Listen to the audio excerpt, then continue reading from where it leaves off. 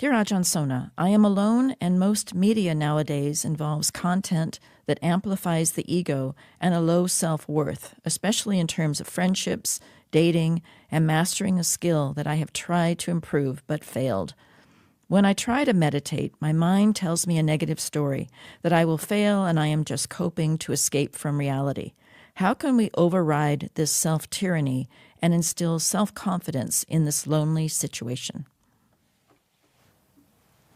Well, people have this idea that they should get over this failure complex, and about how do you do it? Do you get a success complex? Do you tell yourself a story that you're going to succeed? All that, because most people don't succeed, So you have to have a higher plane of approach to this. The Buddha is not advocating that you get out of your inferiority complex into a superiority complex. Saying both of those are loser complexes.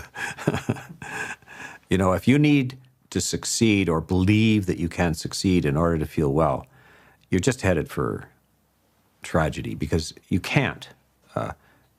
People fail. That's all there is to it.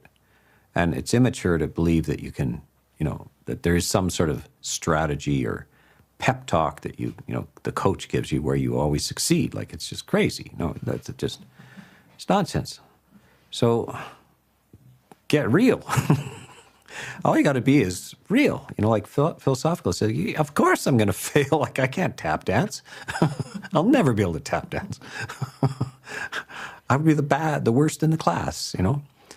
Some people can tap dance. Some people can't. And what of it?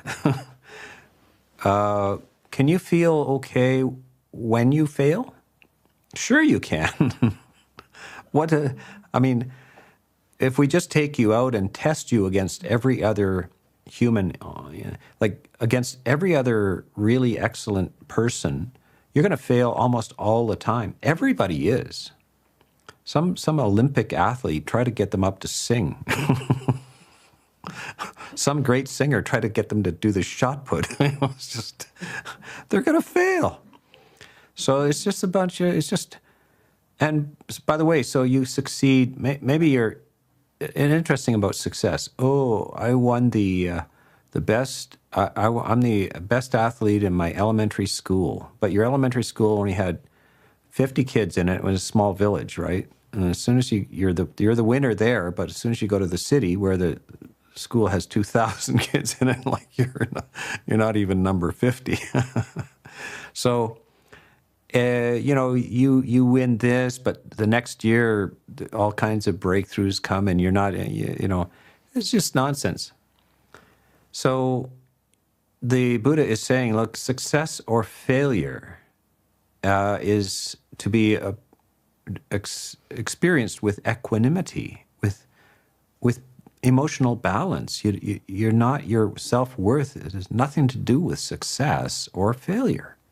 It's just something you give to yourself, and you give it without strings attached. So you feel, may I be well, happy, peaceful, no strings attached, whether I can tap dance or not. So this is the nonsense that humans inflict on themselves. So just become aloof from this. Be more of a philosopher and get over the winners and the losers kind of stuff. People self-destruct over this. And when you're a winner, and if you think you need to win in order to feel well, you're in for trouble. And this is this is also self-esteem. The low self-esteem, and I don't know what the opposite is, high self-esteem? Like, you hold yourself with high esteem because what? Because you're the best, or like, that's dangerous, because you won't be the best for long. Nobody is. So if you need to be good at something or the best at something in order to have self-esteem, then you've chosen a terrible strategy in life. Self-esteem is self-estimate. So stop with the self-estimate. You are a being. You are cast into existence. You are thrown into existence. You just appear crying and soiling your diapers. And looking around and thinking, what's going on? And then you grow up, you fall over, you hurt yourself. Sometimes people feed you, sometimes they don't. You don't get your way. And there's thousands of you. They all look like you, sort of. And like you stumble through this mystery.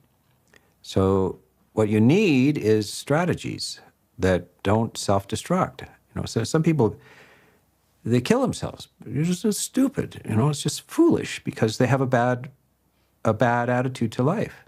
Now, this is not like people who are born without limbs or anything like this. Is sometimes people who are very, very beautiful and well put together and bright and so forth, and they have an idea that they must live up to something, and just once they fail, so they fail to get into medical school or something, and they kill themselves. Like, what? What kind of attitude is that? What poor choice in philosophies have you made?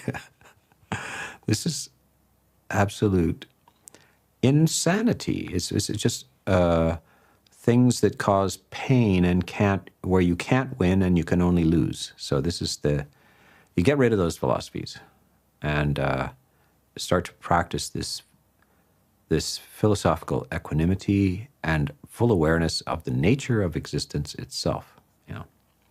Okay, Pia, let's go on to the next question.